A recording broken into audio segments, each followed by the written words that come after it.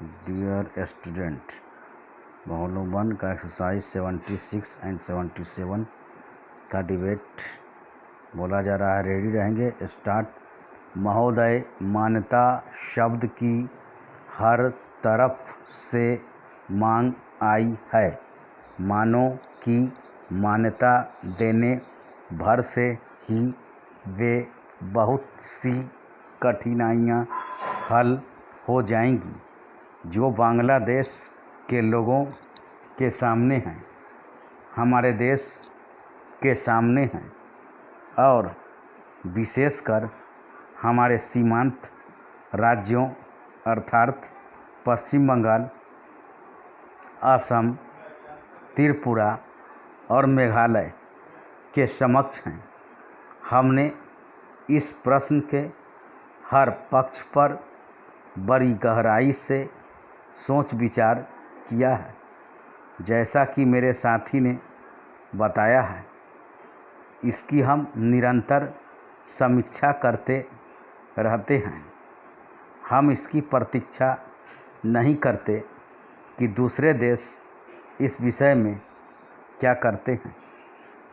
इस बारे में या अन्य मामलों के बारे में हम जो कुछ भी निर्णय करेंगे वह स्थिति के हमारे अपने ही स्वतंत्र मूल्यांकन के अनुसार और इस बात को ध्यान में रखकर होगा कि हमारे हित व्यापक अर्थ में किस तरह पूरे होते हैं। कल मैं अपनी वर्तमान कठिनाइयों में से संभावित खतरों और बोझों के बारे में जानबूझकर बहुत संयत भाषा में बोला था।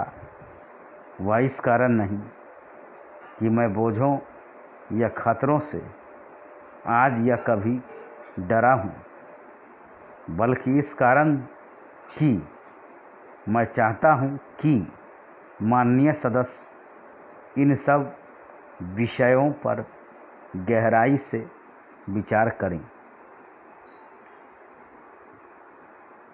खतरों का तभी सामना किया जा सकता है जब आदमी इसके लिए तैयार हो। जैसा मैंने पहले कहा और फिर से दोहराना चाहूँगा कि यह समय दलगत प्रतिद्वंदिता का नहीं है। हम सबको मिलकर एक साथ खड़े रहना चाहिए और हमारे सामने जो अधिक काम हैं उनमें एक दूसरे की सहायता करनी चाहिए। सांप्रदायिक प्रवृत्तियों को दबाना चाहिए। मेरे विचार में सब पार्टियों को सहायता करनी चाहिए कि बांग्लादेश और शरणार्थियों का प्रश्न सांप्रदायिक स्तर तक न गिरने पाए, बल्कि अपने सही स्तर पर ही बना रहे। जो राष्ट्रीय और अंतर्राष्ट्रीय स्तर है, मैं इन प्रश्नों को और अन्य घटनाओं के बारे में विरोधी दल के नेताओं और सदन के अन्य सदस्यों से संबंध बनाए रहूँगा। मैं अपनी तरफ से सदस्यों को इस विषय पर अपनी बात मुझसे आकर कहने और उनके पास जो कोई जानकारी हो उसे बताने की पूरी छूट देता हूँ। साथ ही इस समय इससे अधिक और कुछ कहने को नहीं है। मैं बस इतना ही कहना चाहूँगा कि हम निराश न हों। हमें अपने और अपने लोगों पर भरोसा होना चाहिए। हमें बांग्लादेश की वीर जनता और अपने अधिकारों के लिए लड़ने के संकल्प पर भरोसा होना चाहिए।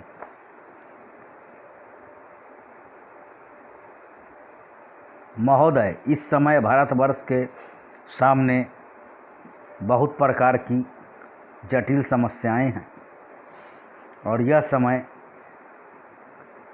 ऐसा समय है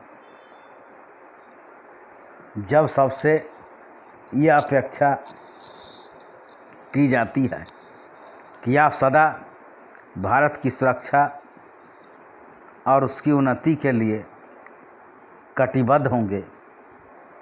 आपको मालूम ही है कि जब से यह प्रश्न हमारे सामने आया है कि भाषा के आधार पर देश के विभिन्न भागों का पुनर्गठन किया जाए, तब से देश में बहुत प्रकार के आंदोलन उठ खड़े हुए हैं।